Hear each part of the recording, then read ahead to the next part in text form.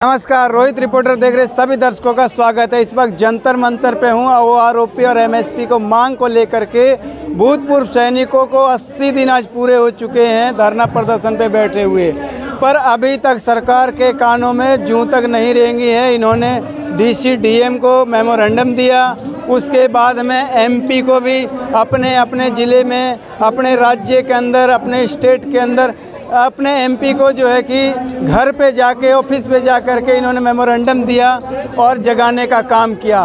फिर भी अभी तक जागे या नहीं जागे, ये क्या बात हुई, कहाँ तक इनका प्रोसेस पहुँचा है, आइए हम इनसे जानते हैं। हमारे साथ में बात करने के लिए गोपाल कृष्ण जी मौजूद हैं। सर, आपका हमारे रोहित रिपोर्टर चैनल में स्वागत है। आपका चैनल को मेरा धन्यवाद। सर, ये बताइए कि जो ज्ञापन दे दे करके जगाने का काम किया सरकार को, अभी तक कहाँ प्रोसेस पहुँचा है?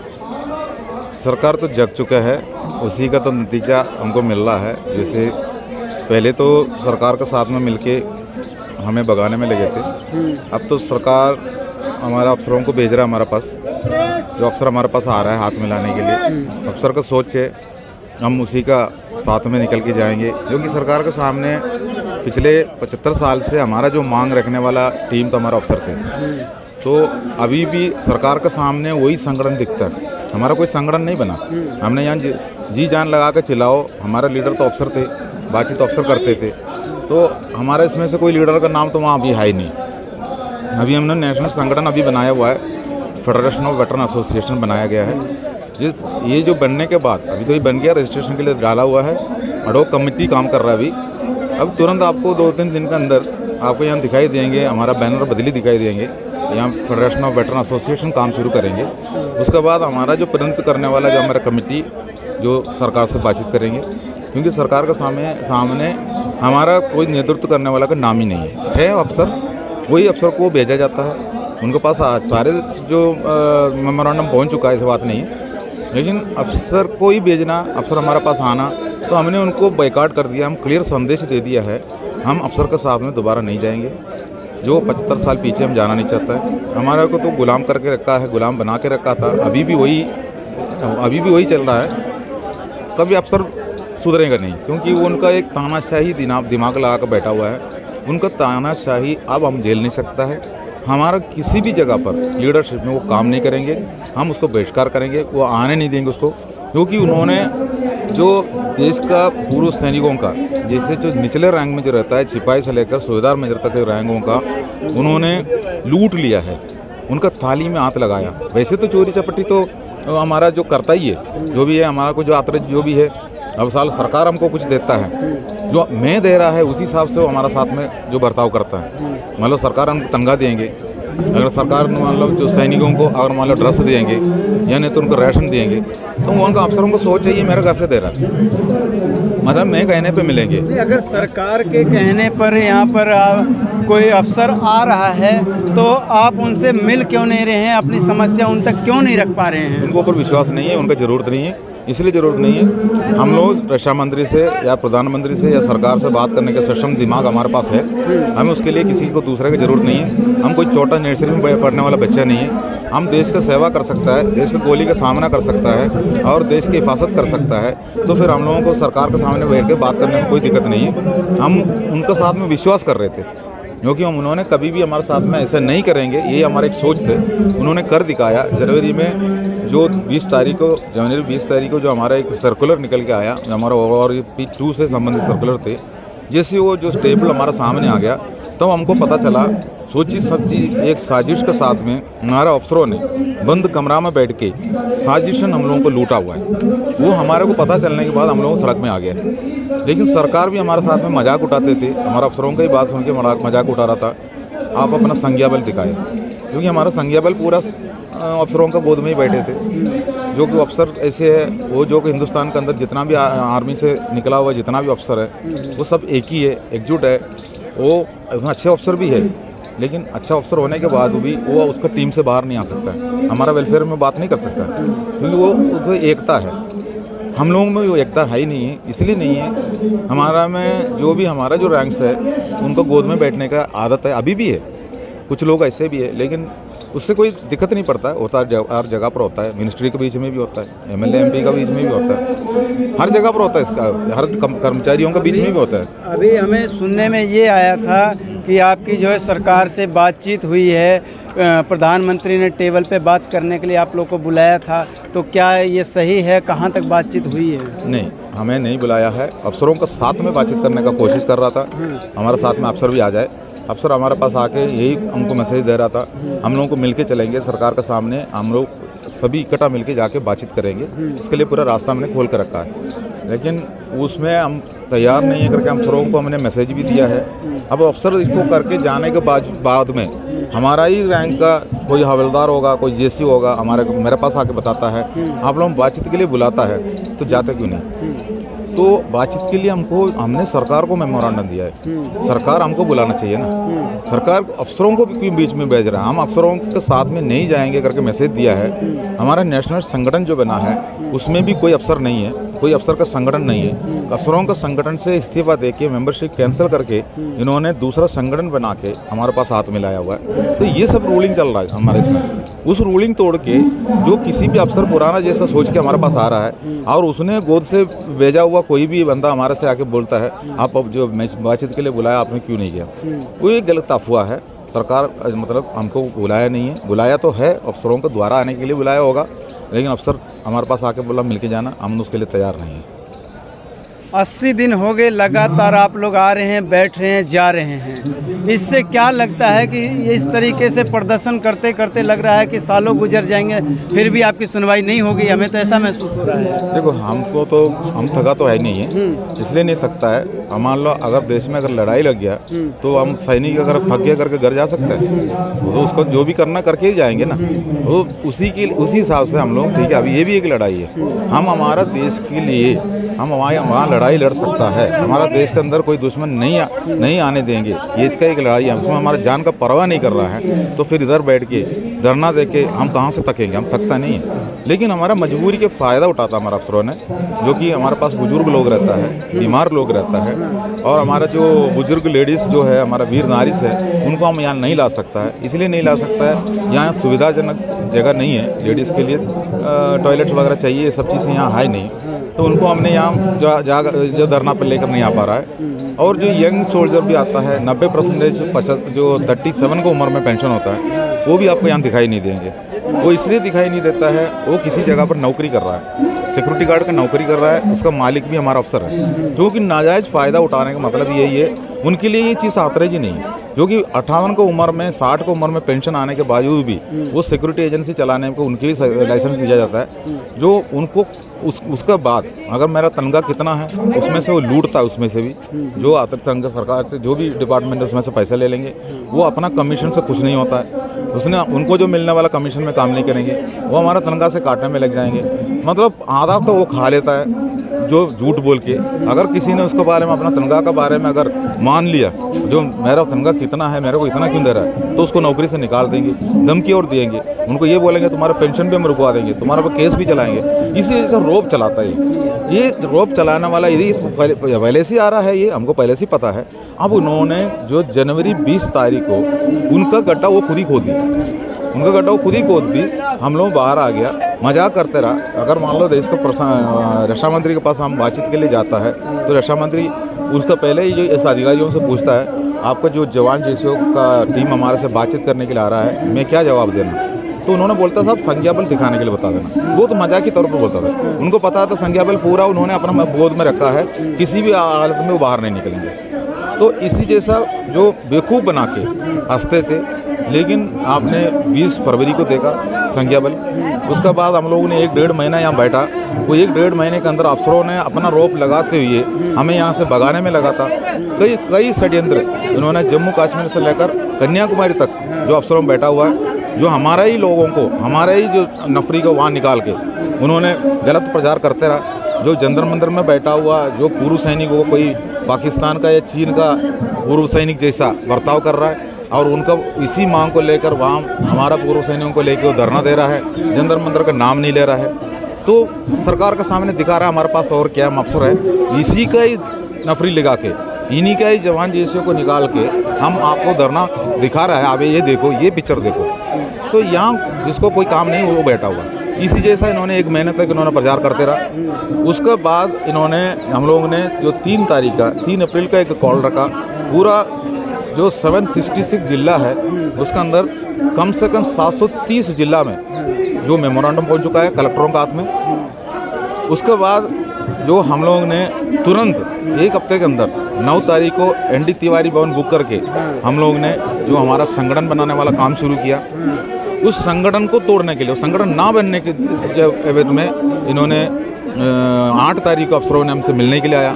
हमने अफसरों को उसमें भी मना कर दिया, हम अपना संगठन खुद बनाएंगे, आप लोगों की ज़रूरत नहीं है। हम उसी जो संगठनों में हमने एक शर्त रखा था, कोई अफसर उसके अंदर मेंबर भी नहीं होना चाहिए, कोई एग्जीक्यूटिव भी नहीं होना चाहिए, जो राजनीति पार्टी भी नहीं होना चाहिए, ऐसे हमने शर्त रखा था।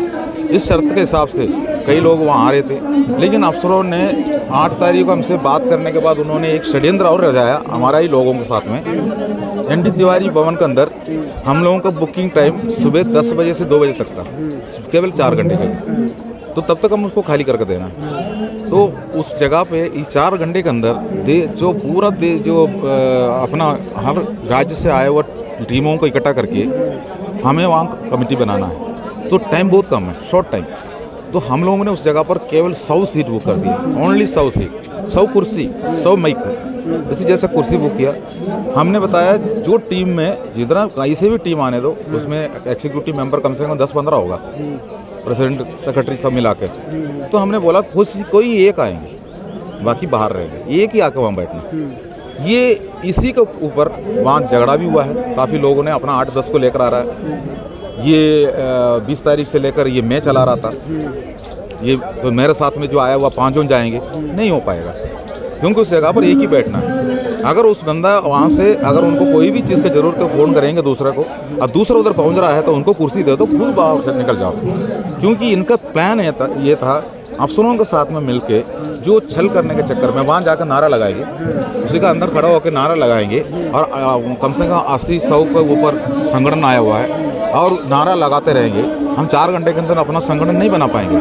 75 साल से नहीं हो पा रहा है ऐसी एक काम, एक इतिहास रचा रहा था हम, एक इतिहास है 75 साल से हो नहीं पाया, वो करने जा रहा था। उसका गौरव जो है वो हमारा चल करने वाला जो बंदा जो आ रहा है अफसरों का गोद से उठ के जो आ रहा है, जो बातचीत करके, उनको ये नहीं पता चल रहा है, क्योंकि वो बुद्धू है। जो बुद्धू लोगों को ही ये खरीदा जाता है, जो असली लोगों को वो मिलेगा नहीं। जो बुद्धू लोग जितना भी होता हो तो अफसरों को गोद में रहेगा, उसको जो बोलता है वो ही करते रहेंगे। तो उन्होंने उस दिन छल करके हमारा संगठन ना बनाने वाला कोशिश की, लेकिन हम लोगों ने बहुत चालाकी से 100 आदमी का कुर्सी रख दी, 100 आदमी का ही उसके अंदर बिठाया, आराम से किया। झगड़ा करने वाला बाहर करते रहा, अंदर हमारा काम चलते रहा। हम उन्होंने एडॉक कमेटी बनाया, जो हमारा उसका पहले प्रेसिडेंट हम लोगों ने अर्जुन सिंह राठौर को हमने उसका प्रेसिडेंट भी बना दिया, हमने उसमें कामयाब हो गया। बाकी जो कार्रवाई अभी चल रहा है। अच्छा, ये बताइए कि अभी एक मन की बात अभी लास्ट वीक में हुआ, प्रधानमंत्री मोदी जी ने किया, और उसमें वो आरोपी का जिक्र किया। उन्होंने बोला कि जो वो आरोपी पिछले 40 साल से अटका हुआ था मामला, वो उन्होंने बोला सरकार बनते ही हम कर देंगे पूरा, और बोल रहे हैं कि हमने किया। पर जिस हिसाब से हमने ये सोचा था कि वो आरोपी एकदम जो है कि कम समय में हम ख़त्म करके लागू कर देंगे, तो वो चीज़ करने के लिए उनको बहुत सारी परेशानियां आ रही है। जितना वो सरल समझ रहे थे उतना सरल है नहीं वो, तो उस चीज़ के ऊपर कहा कि मुझे थोड़ा और समय दीजिए। इस पर क्या कहेंगे आप? देखो, वो एडिटिंग है। जो 100 एपिसोड में जो हमारा जो प्रधानमंत्री 100 एपिसोड में इस जैसा कोई बात नहीं कहा है, वो 8वां एपिसोड में हुआ था। हमारा मन की बात 8वां एपिसोड का टाइम पर प्रधानमंत्री नरेंद्र मोदी जी ने ये स्पीक किया है। उस टाइम पर हमारा ओआरओपी इन्होंने अलॉट ही नहीं किया था। ओआरओपी जो देरी कर रहा था, तो ओआरओपी का पहले, ओआरओपी 1 आउट करने के पहले जो प्रधानमंत्री ने इस चीज़ को बोला, जो ये बहुत पेचीदा है, क्योंकि पिछले 40 साल से लटका हुआ एक केस है, इसको ऊपर थोड़ा निगरानी रखना पड़ता है। पिछले सरकार ने धोखा दी है, पिछले सरकार ने 500 करोड़ रुपए दे के गया, लेकिन यहाँ तो जो 8400 करोड़ से ऊपर बजट आ रहा है, तो 500 करोड़ कहाँ है, 8400 करोड़ कहाँ है। तो एक सरकार जो आने के बाद 8वां एपिसोड बता रहा है, तो 8 हफ्ते के अंदर या 1 साल के अंदर उनके पास एक ही बजट भी नहीं हो रहा है, तो वो हमारा ये देने में असमर्थ है। इसलिए प्रधानमंत्री ने उसके अंदर जो बोला है बिल्कुल क्लियर है, लेकिन वो 8वां एपिसोड में बोला है, 100वां नहीं है, 100वां नहीं, 8वां एपिसोड में बोला वो उस बात को 100वां एपिसोड का ऊपर 30 अप्रैल 2023 दिखा के, उस दिन का संडे दिखा के, उसके कोने में नीचे उस कोने में 8वां एपिसोड चालाकी से डाल कर रखा है, जो कि हम लोग कोई कोर्ट में ना जाए। अच्छा, ऐसे जाएंगे तो दिक्कत हो जाएगा ना, इसलिए आईटी सेल ने उस चालाकी से उसको अपना 8वां एपिसोड भी दिखाया था, वो हमारा व्हाट्सएप ग्रुप में डाल दी। उसी के पीछे प्रचार करने के लिए हमारा ही लोग उसको उठा के हमारा व्हाट्सएप ग्रुपों में डाल दिया। हमारा बीच में वो चल रहा था, हमारा ही अफसरों ने चालाकी से उसको चलाने के लिए बोल रहा था, तो वो भ्रमित करने गया। इसका पीछे काफ़ी फ़ोन हमारे पास भी फ़ोन कॉल आ रहे थे, यहाँ जंतर मंदिर से हम सफाई देते रहा, जो कि ये एक सोची समझी जो सरकार, आपने जो पहले आपने पूछा था सरकार के पास कहाँ तक पहुँची, हाँ। सरकार के पास पहुँची है ना, हाँ। तभी तो इसी जैसा काम कर रहा है। जो सरकार असली जो काम है, इसके ऊपर जिसने जो हमारा जो टेबल है, जो हमारा जो हमने जो 30 तारीख को जो एमपी द्वारा जो भेजा गया एक जो मेमोरेंडम है, उस मेमोरेंडम एक अलग तरीका से बनाया, वो हमारा फेडरेशन ऑफ वेटर एसोसिएशन की तरफ से बना हुआ टेबल है। उस टेबल में आप देखो हमारे साथ में ये गलती से नहीं हुआ है, सोची समझी तरीका से जो हमारा अफसरों ने किया है, जो कि पैसा लेने के लिए 8,400 करोड़ का ज़रूरत पड़ रहा है, जो हमारा नाम बता दे। हमारा जो जवान कम उम्र में आता है, हमारा जवान का जो विडोस, ये सब हमारा करके बता के, हमारा नफरी दिखा के फंडे निकाल दी। फंड निकलने के बाद टेबल बनाने वाला जो काम आ गया, तो उसी के अंदर जो कम उम्र में आने वाला सिपाही जो 17 साल का नौकरी करता है, उनका कम उम्र में 17 साल का नौकरी करके आता है, उनका 22% डाल दिया। उसके बाद उसका आगे निकलने वाला जो नायक रैंक है, उसके लिए 8% कुछ डाला है, उसका आगे वाला रैंक को 6% डाला है। इसी परसेंटेज को डालते डालते जेसीओ का रैंक में आ गया, तो 2.5% 3% में पहुँच गया जो जेसीओ का। उसके बाद अफसरों का रैंक आ गया, उसमें कैप्टन लेफ्टिनेंट वगैरह रैंक होता है, उन्होंने उसमें 3% डाला। लेकिन कैप्टन और लेफ्टिनेंट कभी रिटायरमेंट नहीं होता है सेना का कमीशन अधिकारी से, मेजर में और मेजर एंड एबोव में आता है। जैसे मेजर में आ गया तो 30% हो गया, मेजर के वो आ गया 33, उसके आगे चला गया 35, वो ऐसे बढ़ के गया, 30 से शुरू कर दी। वहाँ 22 सिर्फ सिपाही को ही दी, उसके बाद 8 में 6 में लेकर आ गया एक रैंक को। यहाँ जो कैप्टन और लेफ्टिनेंट और कैप्टन जो कमिश्नर रैंक है, उसका 3% दिखा दी, लेकिन वो कुछ भी नहीं, मतलब उसमें वो पेंशन नहीं होता। लेकिन वहाँ जेसीओ के साथ में क्या कर दिया इन्होंने, जेसीओ रैंक को ऑर्डिनरी कैप्टन ऑर्डिनरी लेफ्टिनेंट बनाता है, ये 3% स्केल उनके लिए लागू करता है। ये 3% स्केल जेसीओ को ऊपर उठा कर डाला, तो अभी का जो जेसीओ पुराना जेसीओ उससे ज़्यादा ले रहा है, अभी के जेसीओ का हिसाब से उनका कम करना पड़ रहा है, क्योंकि 3% डाला है। जो वहाँ जो एक मेजर का 33% डाल रहा है, तो यहाँ 3% कैसे आ गया, ये कौन सा लॉजिक है। ये इस जगह पर कम से कम 12, 13, 17% आएगा ना, तब जाके वो जेसीओ को पैसा बढ़ेगा ना। तो जेसीओ को पैसा जीरो जाना चाहिए, इसलिए जानबूझ के उन्होंने उसमें 3% डाल दिया। लेकिन देखने वालों को जो देखने से क्या बोलता है, हाँ अफसर को भी 3% ही मिल रहा है, लेकिन अफसर उस रैंक में आता ही नहीं है, उस रैंक में अफसर नहीं निकलता है। तो आना उस रैंक में ऑर्डिनरी लेफ्टिनेंट ऑर्डिनरी कैप्टन बन के जेसीओ को अपग्रेड करके भेजा जाता है, और जेसीओ को 3% निकाल देता है। 2018 का जो बेसिक लगा के हमारा ओआरओपी सेट कर रहा है, 2018 में इन्होंने सेट करते टाइम पर देखा जो पीछे वाला 2018 के पीछे वाला जो है ज़्यादा ले रहा है, तो इन्होंने रिफंड तो नहीं किया, उन्होंने लिख दिया आपके लिए कुछ बनता नहीं है, रिफंड वगैरह दिखा दिया, माइनस दिखा दिया। आने वाला टाइम पर निकाल भी देंगे, रिफंड तो सरकार तो ले लेंगे, अभी जितना दिया है वो वापस भी ले लेंगे। अब हमारा जेसीओ को थोड़ा जागरूकता शुरू हो गया, खास तौर पर नॉर्थ इंडिया में इनको पता चल गया, इन्होंने सीधा उनका संगठन से इस्तीफा दे दिया, सलाम मार दिया। बहुत बड़ा धोखा दिया हम लोगों ने हमारे साथ में, उनको बोला हम आप लोगों के साथ हम काम नहीं करेंगे, हमारा संगठन हम खुद बनाएंगे। तब तक हमारा साथ में हाथ मिला चुका था, जंतर मंतर में टीम आंदोलन कर रहा है, अनिश्चितकालीन बैठा हुआ है। जो राजस्थान, जो अपना हिमाचल, अपना क्या बोलता है यहाँ हरियाणा, जो उत्तराखंड, ये सब जगह पर पूरे के पूरा रोज उनसे इस्तीफा लेना, मेंबरशिप कैंसिल करना, नया बनाना, उसको नया संगठन को उद्घाटन करने के लिए हमें बुलाना, हम जाके वहाँ उद्घाटन करते थे। उसी टाइम पर साउथ इंडिया में दूसरा तरीका चल रहा था। वो ये हमारा यही मांग को लेके, जो हमारा यही मांग को लेके जो उन्होंने क्या कर रहा है, जो मेमोरेंडम निकाल दी और आरोपी के विसंगतियों को दूर करो करके बैनर निकाल दिया। दूसरा किसी डेट में वहाँ का रोडों में निकलना शुरू कर दिया। हमारा जंतर मंतर के आंदोलन नहीं दिखा रहा दूसरा तरीका से, मतलब जंतर मंतर में जो बैठा हुआ कोई विदेशी फौजी से रिटायरमेंट है, जो वहाँ जो केरला साइड में, साउथ इंडिया साइड में बाकी स्टेटों ने अच्छा काम में भी नहीं आया, बुरा काम में भी नहीं आया, चुप से बैठ गया। लेकिन केरला पढ़े लिखे स्टेट है ना, मैं भी वही स्टेट से है, तो उन्होंने अपना चालाकी शुरू कर दी। 4 बार उन्होंने मार्च के महीने में वहाँ रैलियाँ निकाला, 2 बार उन्होंने रक्षा मंत्री को भी बुलाया वहाँ, लेकिन दोनों बार रक्षा मंत्री के जो जाना वो कैंसिल हो गया।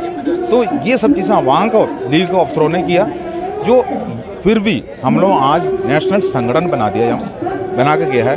और उसमें केरला से कुछ लोग आए थे, 10% लोग आके इधर हाथ मिलाया था, बाकी पूरा 90% जो लीग में बैठे हैं वो तो गोद में बैठा वाले जो लोग उसको अपना गोदी बचाने में लगे हैं। अभी कितने लोगों को समर्थन आप लोग को मिल रहा है, और पिछले 80 दिनों में अब तक धरना प्रदर्शन और जो भूतपूर्व सैनिक सो रहे थे, जो जागे ही नहीं थे, वो अब कहाँ तक जगे हैं?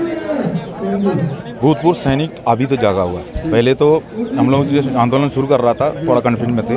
अब ये लीग जैसा बड़ा संगठन से टूट के, लीग तो वही है, लीग उनको ऑफिस उनका अधिकारी उधरी है, लेकिन वो 3% है। अब वो उनके पास जो सामने बैठने के लिए कोई नहीं रहेंगे तो क्या करोगे? तो उनसे निकल के हमारे पास आ गया। हमारा संगठन यहाँ से करीब 450 से ऊपर संगठन हमारे पास हाथ मिलाया हुआ है। बहुत बड़ा संगठन, इतिहास बन चुका है ये आने वाला टाइम पर जो इतिहास में ही रहेंगे। ठीक है, अभी हम लोग बिल्कुल अच्छी ऐसे चाल में चल रहा। कुछ लोग अभी भी है जो हाथी जाने से जो कुत्ता तो भोंकते रहेंगे ना, वही चल रहा अभी। कुछ लोग जो दोनों साइड से जो भोंकते रहता है, लेकिन हाथी वहाँ मुड़ के भी नहीं देखता है। हाथी को इससे मतलब नहीं, हाथी के पास वो आ भी नहीं सकता, हाथी अपना चाल में चलते जा रहा है। तो हमारा संगठन नेशनल संगठन भी बन गया है। उसका बाद आने वाला टाइम पर सरकार से हम ही बात करेंगे।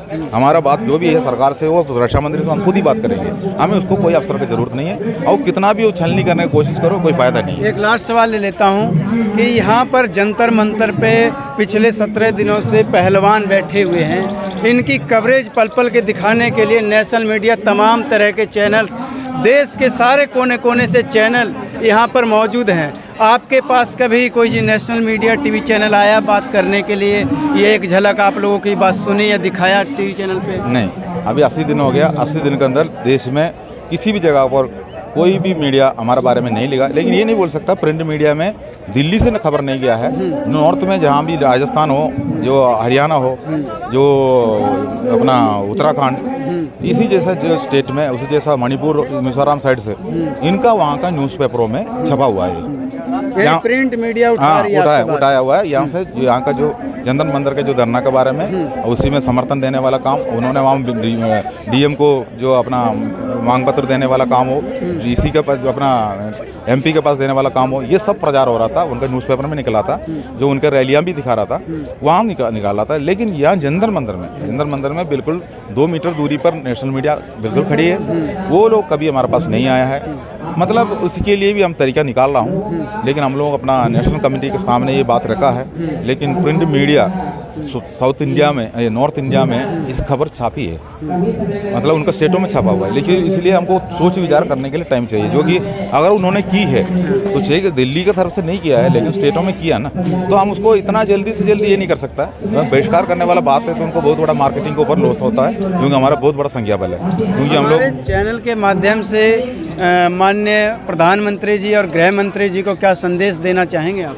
देखो, मैं अपना देश का प्रधानमंत्री को और साथ साथ में हमारा माननीय रक्षा मंत्री जी को, माननीय राष्ट्रपति जी को हम ये आह्वान कर रहा हूँ, ये एक विनती कर रहा हूँ। हमारा मेमोरेंडम हम लोग ने 20 तारीख को दिए थे और 3 अप्रैल को दिए थे, हमने 30 अप्रैल को भी दिए थे, और उसका कॉपियाँ हम लोग ने डीसी, डीएम और एमपी को भी दिया हुआ है। लेकिन सरकार अभी तक उसके बारे में कुछ समझा नहीं लिया है। अफसरों को बार बार हमारे पास भेजा जा रहा है। हम अफसरों का बात नहीं सुनेंगे, हम अफसरों के साथ में नहीं रहेंगे। हमारा बात हम सरकार से सीधा रखना चाहता हूँ। इसलिए हमारा सरकार, हम जंतर मंतर में बैठा हुआ पूर्व सैनिक बुजुर्ग है, उनको ऊपर देखिए आज 80 दिन हो चुका है, जो कि हम लोग का परेशान ना ले, जो कि हम लोग देश का सेवा किया है, किसी टाइम पर सेवा किया है। जो हमारा साथ में जो बैठा हुआ है, इसमें गैलेंट्री अवार्ड पार्टी भी रहता है, जो वीर नारी से भी रहता है, बुजुर्ग है, बीमार लोग हैं, मेडिसिन खाने वाले लोग हैं। हमारा कुछ लोगों को यहाँ आने में मजबूर है। अफसरों का जो संगठन में अफसरों का जो सिक्योरिटी एजेंसी में नौकरी कर रहा है, उसमें सरकार हमारे पुनर्वास के लिए, सैनिक कल्याण के लिए कुछ भी नहीं किया अभी तक। तो इसी जैसा प्रॉब्लम हो रहा है। इसलिए वो जो हमारा जो बात को जंतर मंतर की तरफ देखिए, हमारा जायज़ मांगे हैं, उसको ऊपर जल्दी से जल्द निर्णय ले लीजिए। अफसरों को मत भेजिए, अफसर और आईएएस दोनों को हमें नहीं चाहिए। हमारा जो कमेटी का अगर कोई भी जांच पड़ताल करने वाला बात हो, उसके लिए रिटायर्ड जज से। ये हमारे साथ गोपाल कृष्ण जी थे, पिछले 80 दिनों से यहाँ पर जंतर मंतर पे प्रदर्शन कर रहे हैं। लगातार भूतपूर्व सैनिक, ज़्यादातर सैनिक जो है बुजुर्ग हैं और मेडिसिन पे जो है कि कहीं ना कहीं वो ज़िंदगी अपनी जी रहे हैं। पर मोदी जी, आपसे रिक्वेस्ट यही रहेगा कि जल्द से जल्द इनकी मांग को मान लीजिए और इनको हंसी खुशी अपने घर के लिए भेज दीजिए। जय हिंद, जय भारत।